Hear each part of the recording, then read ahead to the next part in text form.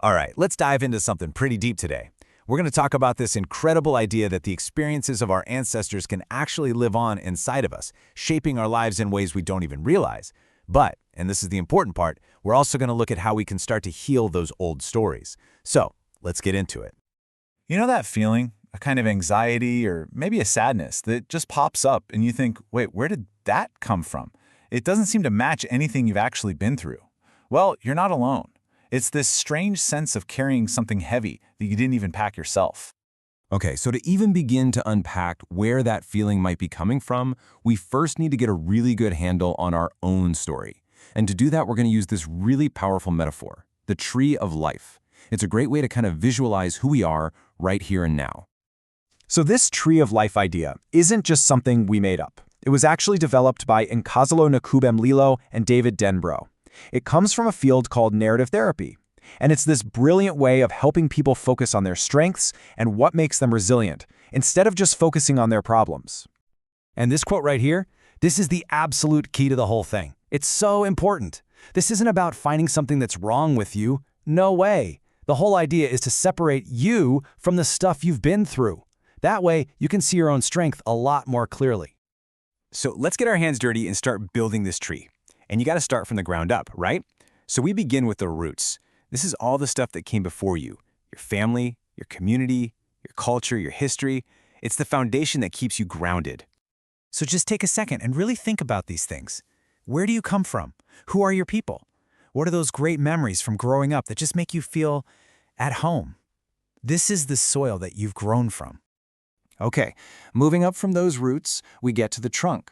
The trunk is all about you in the here and now. It's your skills, your values, what you're good at. It's the core part of you that keeps you standing tall, especially when life gets a little stormy. What are your superpowers? Seriously, what gets you through the hard times? If you ask your best friend, what would they say you're amazing at? Think about all the things you've learned from your own challenges. That's your strength. That's the solid trunk of your tree. And from that strong, solid trunk, you've got branches reaching for the sky. The branches are all about your future. They're your hopes, your dreams, your goals. It's all about where you're headed.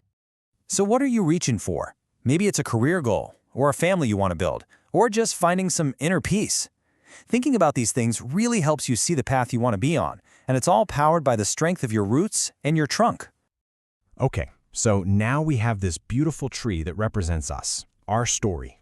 But what if I told you that our tree is actually part of a much, much older forest? What if the story we just told is tangled up with a story from generations ago? Wow, just let that sink in for a minute. It didn't start with you, but it can end with you. That's from Mark Willin, who is a giant in this field of inherited trauma. And it just perfectly captures what we're about to get into, this idea that we can be the ones to break the cycle. So, what in the world is intergenerational trauma?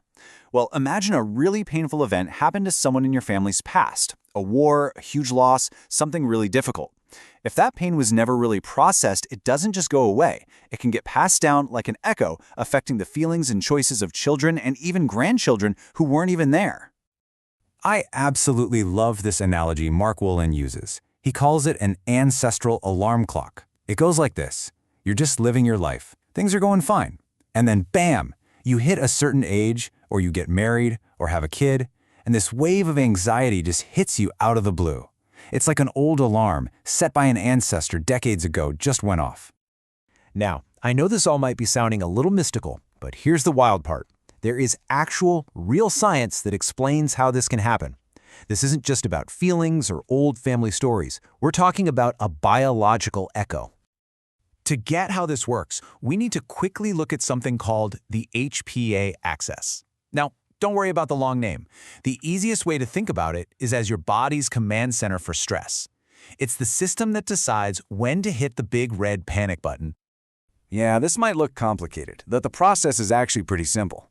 Your brain senses danger. That signal travels from the hypothalamus to the pituitary gland and then down to the adrenal glands on your kidneys. And they're the ones that flood your body with stress hormones like cortisol and adrenaline. That's what gives you that sudden jolt, getting you ready to either fight or run away. And here it is. This is the crucial link, the mind-blowing part. A severe trauma can actually rewire that whole alarm system, making it way too sensitive. And the way that sensitivity gets passed on is through something called epigenetics. Think of your DNA as a giant library of books. Epigenetics doesn't rewrite the books, but it can add sticky notes that say, read this page constantly, or ignore this chapter. Trauma can slap a huge flashing danger sticky note on your stress genes. And unbelievably, that sticky note can be passed down. So if these patterns are kind of baked into our biology and our family history, are we just stuck? No, absolutely not. And that's the best news of all. Because just as trauma can be inherited, healing can be too. So let's talk about the path forward. One really fascinating approach is something called family constellation therapy. It was pioneered by a man named Bert Hellinger. It's basically a therapeutic method that helps you create a living map of your family system. And in doing so, it can reveal all these hidden loyalties and unresolved traumas that you might be tangled up in from previous generations. Now, let's be clear. The point here is not to blame anyone, and it's not to excuse hurtful behavior. It's about gaining a completely new perspective. When you begin to understand the incredible trauma that, say, your mother or father might have gone through, you can start to see that maybe their actions weren't always about you. And that shift in understanding, that's where compassion begins. And this brings us right back around to our tree.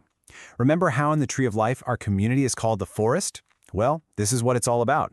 When one tree heals its roots, it doesn't just help itself, it actually makes the entire forest healthier.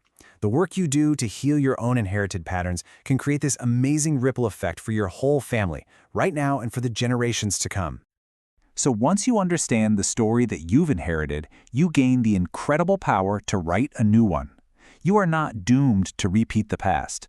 You have the power to look at it, to heal from it, and to choose a totally different future for yourself. The pen is in your hand. If you do, wanna hear you